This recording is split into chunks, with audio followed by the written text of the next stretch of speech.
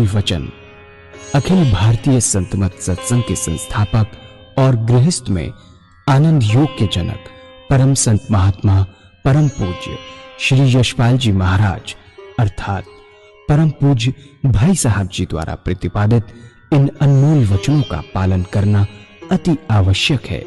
ये वचन हमारी गृहस्थ आध्यात्मिक साधना के लिए मूलभूत सिद्धांत हैं, जो इस प्रकार हैं। हम दुनिया की हर चीज की कीमत आंकते हैं, अपने मानव जीवन की कीमत भी जाने व परमात्मा की प्राप्ति हेतु साधना करें। मनुष्य योनि एक उपहार है, इसीलिए परमात्मा को धन्यवाद देते हुए आधा घंटा प्रातःकाल, आधा घंटा सायंकाल पूजा अवश्य करें। सत्संग, सतनाम व सद्गुरु को प्राथमिकता देते हुए इसी के आधार पर ध्यान योगाभ्यास अवश्य करें व गृहस्थ के कार्यों को परमात्मा का कार्य समझकर उसी की याद में संपन्न करें। हर समय ये ध्यान रहे कि गुरु कृपा द्वारा परमात्मा की पवित्र सत्ता का हमारी आत्मा में वास है, अतः मन में निरंतर अपने इष्ट देव का जाप करें। मान सम्मान की इच्छा न करें व अपमान से दुखी न हो। परमात्मा के अतिरिक्त किसी और का भय न करें। दूसरों की बुराई न करें, न सुने, सत्य व मधुर बोलें, अश्लील शब्द मुंह से ना निकालें, सभी से नम्रतापूर्ण व सुंदर व्यवहार करें। धर्म पत्नी के अतिरिक्त अपने से बड़ी से माता जैसा, बराबर की से बहन जैसा व छोटी से पुत्री जैसा व्यवहार करें। सांसारिक जीवन यापन की आवश्यकताएं अंतहीन है, इसलिए अधिक से अधिक समय सत्संग में व धन परोपकार में खर्च करें। याद रखें, न स्त्री माया है, न धन दौलत, न ही परिवार। माया वह है जो हृदय को परमात्मा से दूर हटा दे। अतः निरंतर सत्संग और सद्गुरु की शरण में रहने का प्रयास करें। भोजन अपने इष्ट को अर्पण कर प्रसाद रूप में परमात्मा की याद में करें। रात्रि में सोने से पहले अच्छे बुरे कार्यों का आत्मनिरीक्षण कर उसका समुचित पश्चाताप करते हुए ध्यान करें व प्रभु की गहरी याद में ही विश्राम करें। परमात्मा तू ही है, तेरी इच्छा पूर्ण हो।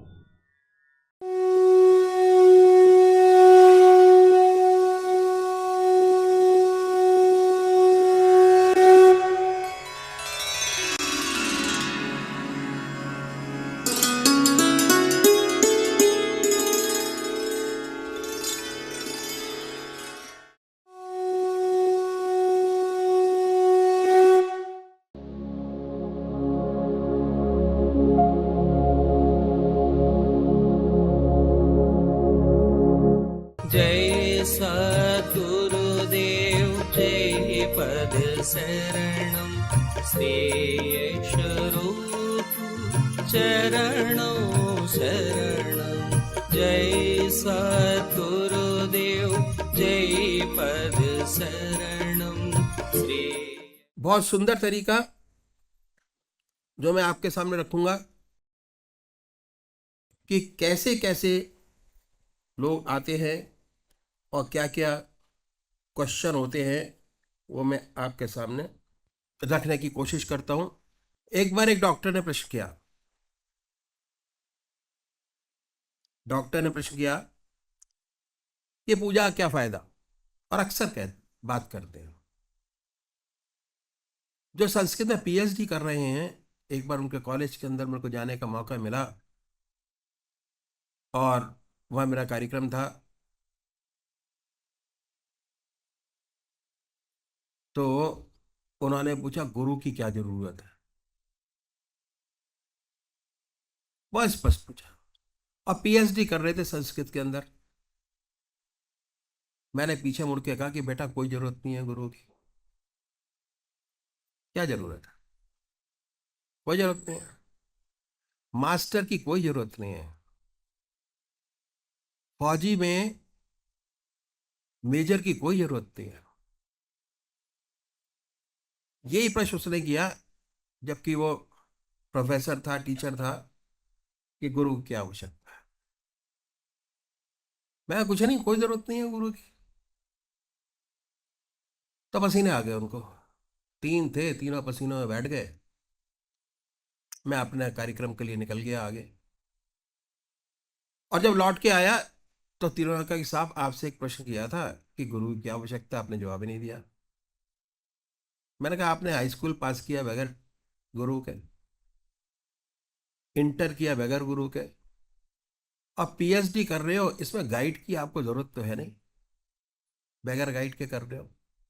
पर गवर्नमेंट ने भी ये रूल बनाया हुआ है कि जब हम पीएचडी कराएंगे तो जो प्रोफेसर है वो स्टंप लगा के देगा पीठ के ऊपर कि आपने पीएचडी पूरी कर लिया। चले गए तीनों। डॉक्टर साहब ने पूजा के बारे में कहा कि पूजा का फायदा क्या है, तो बेकार लोगों का काम है। जिनके पास कोई काम नहीं, वो सुबह आधा घंटा बर्बाद करे और शाम को आधा घंटा बर्बाद करे। लाभ तो होने वाला नहीं है। उसके बाद क्या है कि जिनके पास काम है वो तो काम करे, और जिनके पास काम नहीं है वो ये करे। हम लोग तो डॉक्टर हैं, आधा घंटे में 2 मरीज बचा सकते हैं। अगर पूजा में बैठ गए तो क्या फायदा। ईश्वर को किसने देखा है, क्या पता है कि नहीं है? बहुत सुंदर प्रश्न किया। इस चक्कर में क्यों फंसा जाए? डॉक्टर ने प्रश्न किया और बड़ा खुश था उसके साथी लोग कि आज तो महाराज जी को फंसा दिया इन लोगों ने पूछ के कि पूजा का फायदा है, कि हम तो पूजा के बारे में ही बताते हैं ज्यादातर। क्या हुआ, ऐसा प्रश्न उस डॉक्टर ने किया तो सेवक ने काउंटर क्वेश्चन किया थोड़ी देर बाद उससे, और ये पूछा कि आप सोते क्यों हैं, और सोने का फायदा क्या है? उस समय ना खाते ना पीते हैं, 24 घंटे काम करें, 3 पारी लगाएं, तिगनी सेवा करें, तिगना कमाएं। डॉक्टर गया चकरा कि महाराज आप क्या बोल रहे हैं, अगर हम सोएंगे नहीं तो बीमार पड़ जाएंगे, ज्यादा से ज्यादा 2-3 माह चलेगा, इससे ज्यादा नहीं चल सकता। हम लोग तो डॉक्टर है, जिसे नींद नहीं आती उसे गोली दे के सुलाते हैं। भैया गोली दे के क्यों सुलाते हो? नींद नहीं आती, जबरदस्ती गोली देते हैं, इंजेक्शन लगाते हैं कि भाई नींद आ जाए इसको, मरीज को। तो क्या हुआ, गोली देकर क्यों सुलाते हैं, सोना जरूरी क्यों है? अब प्रश्न आया कि सुलाएंगे नहीं तो बीमार हो जाएंगे, जरूरी क्या है? कोई जरूरी चीज नहीं है। तो उसने उत्तर मिला कि उसे रेस्ट नहीं मिलेगा, उसके शरीर को आराम नहीं मिलेगा, रेस्ट बहुत जरूरी है उसके लिए। सेवक ने कहा ऐसे इंजेक्शन निकालो कि इंजेक्शन लगा दिया, 24 घंटे 365 दिन काम करे। कहता है वो कि कितने भी इंजेक्शन लगा लो, सोना आवश्यक है, सोना तो पड़ेगा ही। अब देखिए सोना क्यों आवश्यक है। हमारी जो साइंस है वो भी शरीर तक ही सीमित रही है, और हमारे जितने भी संत महात्मा हुए उन्होंने इस चीज को पहचाना बहुत अच्छी तरीके से। क्या है, इसके आगे हम उठ ही नहीं पाए। हमारी जो पर्सनैलिटी है वह कॉम्प्लेक्स है, बहुत अनोखी है। ये शरीर ही नहीं है, हमारे 3 शरीर है। ये तो स्थूल शरीर है जो सामने है, दिखाई दे रहा है, नाक है, कान है, पैर है, हाथ है। एक और शरीर है वो है मन बुद्धि चित्त और अहंकार से मिलकर बना है, उसे हम सूक्ष्म शरीर कहते हैं। और जितना सोच विचार का काम है वो सूक्ष्म शरीर से ही किया जाता है, मन से। मन से सोचा, हाथ पैर ने काम किया, और सिग्नल इतना तेज होता है ये कि हम पहचान नहीं सकते कि हमने कब सोचा और कब हमारे हाथ पैर काम करना शुरू हो गया। सिग्नल सिग्नल है। रेलवे में सिग्नल लगे होते हैं, उसी तरीके से हमारी बॉडी के अंदर सिग्नल लगे हुए हैं, और ये भी इलेक्ट्रिक करंट से चलते हैं सारे, जो हम महसूस नहीं करते। महसूस कब होता है? जब आप डॉक्टर के पास गए, उन्होंने कहा जी आपका हार्ट चलना जो है वो कमजोर हो गया, तो क्या करता है? एक आला लगा देता है, पेसमेकर, उसके अंदर बैटरी होती है, बैटरी से पल्स जो है वो रिलीज करता रहता है बैठा हुआ अंदर, क्योंकि आपके हेल्थ की जो पल्स है वो वीक हो गई है, उसको चार्ज करने के लिए वो पल्स देता रहता है और हमको पता ही नहीं लगता चल रहा है। तो हमारे अंदर जो इलेक्ट्रिक मैग्नेटिक फील्ड है, उससे हमारा शरीर बड़ी आराम से चलता जाता है। ब्लड के अंदर क्या है? आयरन। तो क्या है? जितने सोच विचार का काम है वो हम इस शरीर से लिया जाता है। तीसरा और शरीर है, वह कारण शरीर आत्मा। चेतनता और आनंद आत्मा में है, जहाँ आत्मा नहीं है वो शरीर बेकार हो गया। जिससे आप इतना प्यार करते हैं, आत्मा निकल गई और बेकार हो गया, तो हम ये भूल जाते हैं कि हमारे तीन शरीर है। हम ऊपर वाले शरीर को ही सब कुछ समझ बैठे कि सब कुछ यही है। अब देखिए क्या होता है, जब हम सोते हैं तो ना आंख देखने का काम करती है, ना पैर चलने का काम करता है, नाक सूंघने का काम नहीं करती है, कान सुनने का काम नहीं करते हैं, और हम हिलते डुलते भी नहीं, जिस पोजीशन में पड़े उसी में पड़े रहते। ठीक है? तो क्या हुआ, हमारी जितनी इंद्रियां हैं शरीर के अंदर वो सारी निष्क्रिय हो गई। निष्क्रिय का मतलब उन्होंने अपना अपना काम छोड़ दिया सबने, और छोड़ दिया तो इनका आधार है मन। मन में सिमट जाती हैं और इनको ताकत मिलती है मन से। खाने से इनको ताकत नहीं मिलती, दूध से इनको ताकत नहीं मिलती, इंजेक्शन से इनको ताकत नहीं। इंजेक्शन है, दवाइयां, ये एक्टिवेट करती हैं आपकी इंद्रियों को, आपके शरीर को। एक्टिवेशन है। पर जो ताकत आपको मिलती है मन से मिलती है। जितनी आप मेहनत करते उससे आपकी एनर्जी पावर बढ़ती चली जाती, होती शरीर के अंदर ही। उसके बाद क्या है, आप सुबह उठे और बिल्कुल प्रफुल्लित, काम करने की आपके अंदर शक्ति है, काम करने की आपके अंदर ताकत है। और यदि ना सोएं तो दिन भर जम्बाई लेते रहते, कोई काम नहीं होता। कहते हैं जी आज हमको नींद ठीक नहीं पड़ी, जिसकी वजह से हमारा काम हुआ नहीं ठीक तरीके से। ये है बॉडी की रचना। और अगर 15 दिन ना सोए तो डॉक्टर दवाई देता है कि बेटा सोने की दवाई हमने दे दी है, आप इसको खा के सोने की कोशिश करो। तब भी वो यही कहता है कि दवाई दे दी है, सोने की कोशिश करो, जिससे आपके मन को और आपके शरीर को आराम मिले। अब क्या है, तो सोना बहुत जरूरी है। हमने देखा इस शरीर को सुलाना बहुत जरूरी है, बहुत आवश्यक। ऐसे ही हमारा सूक्ष्म शरीर है। अब क्या है, जिससे हम सोच विचार का काम करते हैं।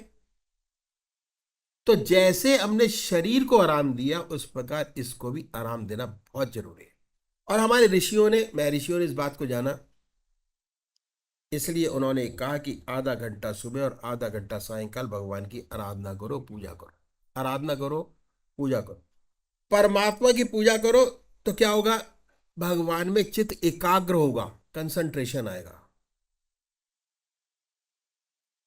मन स्थिर होना शुरू हो जाएगा। और क्या है, चित्त निरोधक स्थिति अवस्था अपने आप आ जाएगी।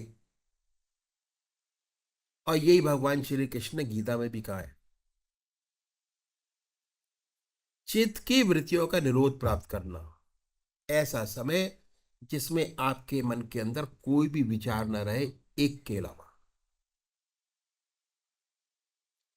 दिमाग के अंदर जैसे आपने शरीर इंद्रियों को वैक्यूम किया,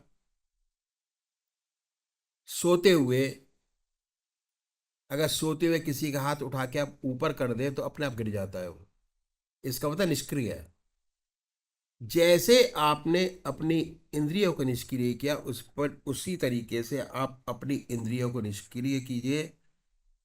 चाहे मानिए भगवान को या न मानिए, कोई फर्क नहीं पड़ता, लेकिन आप अपनी हस्ती को तो जानते हैं, मानेंगे। आपका एग्जिस्टेंस है, आपकी हस्ती है। नहीं मानते उसका कोई बात नहीं। जो आपका एग्जिस्टेंस है, इसका सच्चा डेवलपमेंट करना आपका फर्ज बनता है। और अगर डेवलपमेंट नहीं करेंगे तो डिप्रेशन में आ जाएंगे। इसलिए बहुत जरूरी है। और इस बात को जाना, अपना सच्चा विकास चाहते हो तो जिस प्रकार शरीर को आराम देना बहुत आवश्यक है, उस प्रकार मन को भी आराम दीजिए। और मन को एक तरफ लगाना, एक तरफ लगा दीजिए। अगर वैक्यूम का, बहुत से लोग हैं कहते हैं जी कि लॉ पर ध्यान लगाइए, वैक्यूम पर ध्यान लगाइए, नहीं होता, पॉसिबल नहीं है, नॉट एट ऑल पॉसिबल, होता ही नहीं है। जिस प्रकार मन को रेस्ट देना जरूरी है, तो ये मन को रेस्ट देना है, मन को एक तरफ लगा देते हैं। मन का काम है सोचना, विचारना, एक तरफ लगा दिया, विचार शून्य अवस्था अपने आप आ जाती है। प्रैक्टिस इसी चीज की है। और क्या हुआ, जब विचार शून्यता आ गई, मन का काम सोचना विचार है, जब मन ही शून्य हो गया तो मन को आराम मिला। जब मन को रेस्ट मिला तो क्या हुआ, उसका सीधा संबंध आत्मा से हो गया। और जो आत्मा में मैं आनंद की बात कर रहा था, आत्मा में चेतनता और आनंद है। आत्मा गई, चेतनता गई। और जब आप इस पूजा को मेडिटेशन करेंगे तो आपको चेतनता और आनंद दोनों प्राप्त होंगे। और चेतनता, आनंद उनके मन पर आ गए।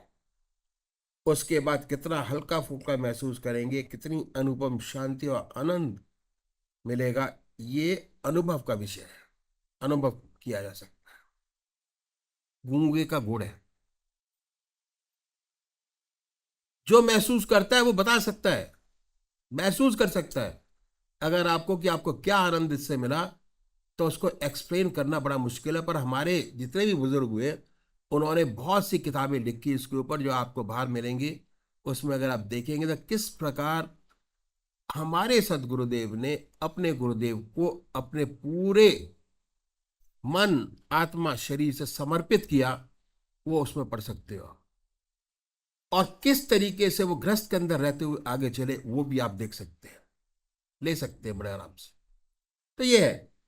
तो क्या हुआ, उसके बाद इतने सुंदर सुंदर विचार आते हैं, समस्याएं हल होती हैं, सारी जिंदगी हल न हुई हो, ऐसी इंटरनल शक्ति प्राप्त होती है, परमात्मा की शक्ति प्राप्त होती है।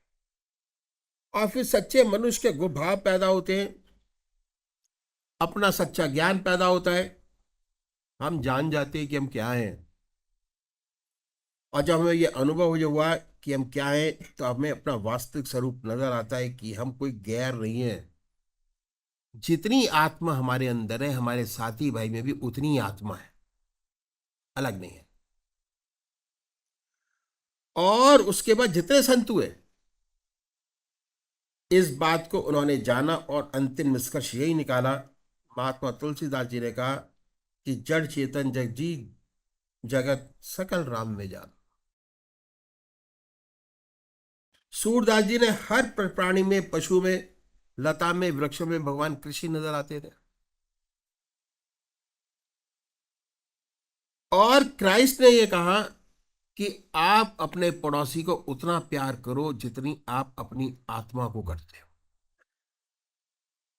लेकिन ये जब तक नहीं हो सकता, जब तक ये अनुभव ना हो जाए कि हम सब हम ही हैं। और इस अनुभव के लिए पूजा बहुत जरूरी है। प्रैक्टिकल तरीका हमारे महर्षि ने बताया कि एक तरफ मन को लगाओ, अपना विचार शून्यता प्राप्त हो जाएगी। और अगर ऐसे विचार शून्य करने की कोशिश चाहोगे तो नहीं होगा। बहुत लोग शून्य का ध्यान करने की कोशिश करते हैं लेकिन नहीं होता, अति कठिन है। यदि मन विचारों से शून्य होगा तो उसका डायरेक्ट कनेक्शन आपकी आत्मा से हो जाएगा और सुंदर सुंदर भाव पैदा होंगे। फिर आप चाहेंगे कि संसार में हर प्राणी सुखी हो, जितने हैं सब आनंद से रहें, दुख संसार से मिटे। दूसरों की सेवा करने के लिए आप अपने जीवन को नछावर कर दोगे। पर कब होगा? जब तक ये अनुभव ना हो जाए कि हम सब एक ही हैं। और उसके लिए पूजा करना, मेडिटेशन करना बहुत जरूरी है। साइंस और टेक्नोलॉजी ने बड़ी भारी तरक्की की, चंद्रमा पे पहुंच गए, मट्टी खरोच लाए, सबने बहुत बार देखा। नतीजा क्या है इसका? कि हम अपने मन को रेस्ट नहीं देते। रेस्ट देना, जितने हमारे ऋषि मार्ग पर नहीं चलते, इसलिए हमारी जितनी भी प्रवृत्तियां हैं सब पशुवत है। एक भी मनुष्य के गुण हमारे अंदर नहीं है। और इसलिए क्या है, हर देश हथियार बना रहा है, ऐसे ऐसे हथियार। एक बार छिड़ जाए तब मनुष्य जाति खत्म, और 40 बार उसको जन्म लेना पड़ेगा मनुष्य जाति को, तब जाके उनका असर खत्म होगा। तो ये है। और उसने लिखा है आइंस्टाइन ने कि जिस बूते पर हम आज चंद्रमा पे पहुंचे हैं, मैं नहीं जानता कि दुनिया का तीसरा विश्व युद्ध कैसे होगा, पर यह जरूर जानता हूं कि अगर चौथा विश्व युद्ध हुआ तो डंडे और पत्थरों से होगा, क्योंकि सब खत्म। यह है। तो अब क्या है, अगर हम सच्चा विकास चाहते हैं, संसार का सच्चा हित चाहते हैं, दुनिया के हित चाहते हैं, अपने मनुष्य जाति का हित चाहते हैं, तो बहुत जरूरी है अपने मन को रेस्ट देना पड़ेगा।